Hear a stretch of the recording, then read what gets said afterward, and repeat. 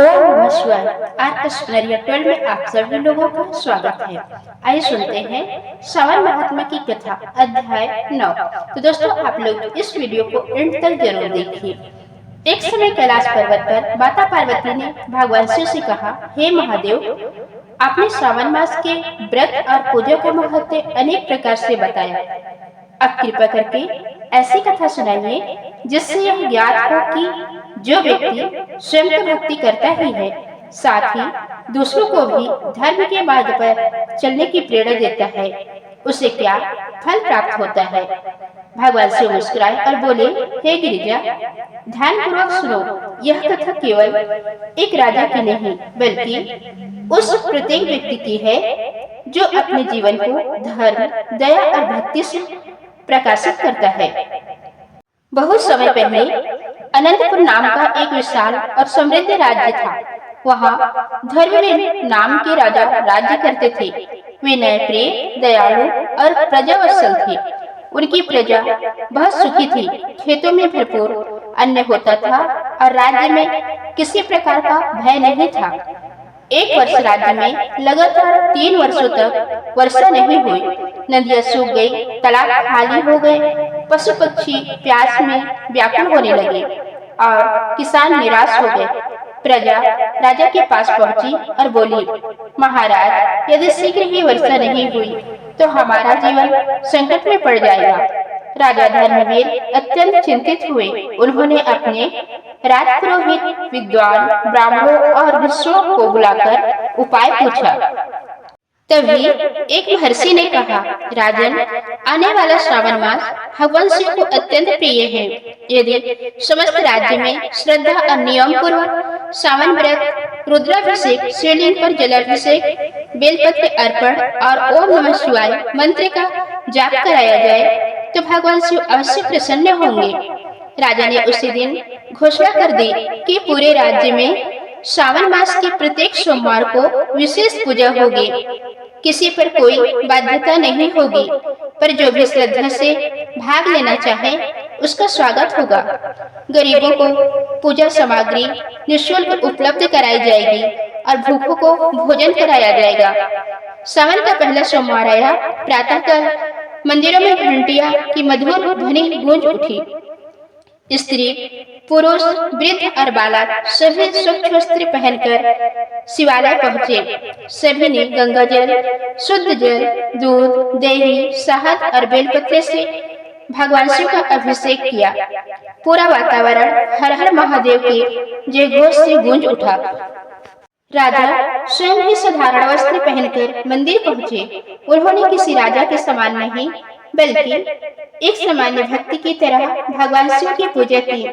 यह देखकर प्रजा का उत्साह और बढ़ गया। दिन बीतते गए। प्रत्येक सोमवार को राज्य में भक्ति का वातावरण और अधिक बढ़ता गया। लोग आपस के झगड़े भूलकर प्रेम से रहने लगे। चोरी, छल और अन्याय कम होने लगा। लोग सत्य बोलने लगे और दान पुण्य में रुचि लेने लगे। सावन के तीसरे सोमवार की रात राजा धर्मवीर को स्वप्न में भगवान शिव के दर्शन हुए। भगवान बोले, राजन, तुमने केवल अपनी भक्ति नहीं की बल्कि अपनी प्रजा को भी धर्म के मार्ग पर प्रेरित किया है। इससे मैं अत्यंत प्रसन्न हूँ। शीघ्र ही तुम्हारे राज्य का संकट दूर होगा। प्रातःकाल राजा ने यह स्वप्न सभी को सुनाया। लोगों का विश्वास और दृढ़ हो गया। सभी पहले से अधिक श्रद्धा के साथ पूजा करने लगे। सावन का अंतिम सोमवार को पूरे राज्य ने मिलकर विशाल रुद्राभिषेक कराया। हजारों भक्तों ने एक स्वर में महामृत्युंजय मंत्र और ओम नमः शिवाय का जप किया। उसी दिन दोपहर के समय आकाश में काले बादल छा गए।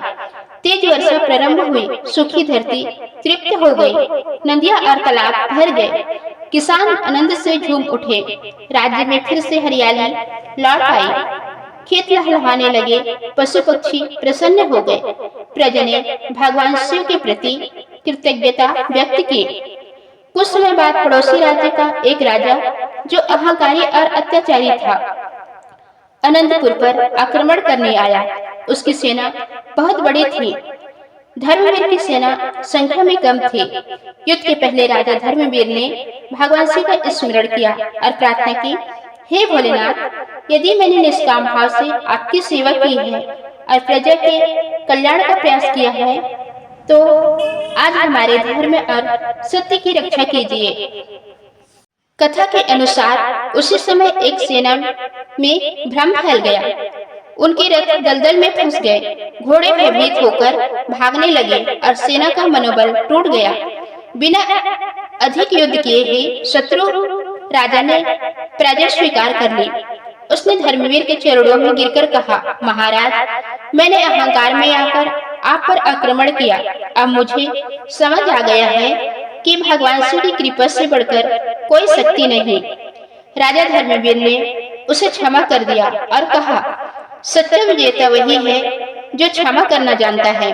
उस दिन के बाद दोनों राज्यों में मैत्री स्थापित हो गई। पड़ोसी राजा ने भी अपने राज्य में सावन मास की पूजा और धर्म कार्य प्रारंभ कर दिए। कुछ वर्षों बाद युद्ध हुआ।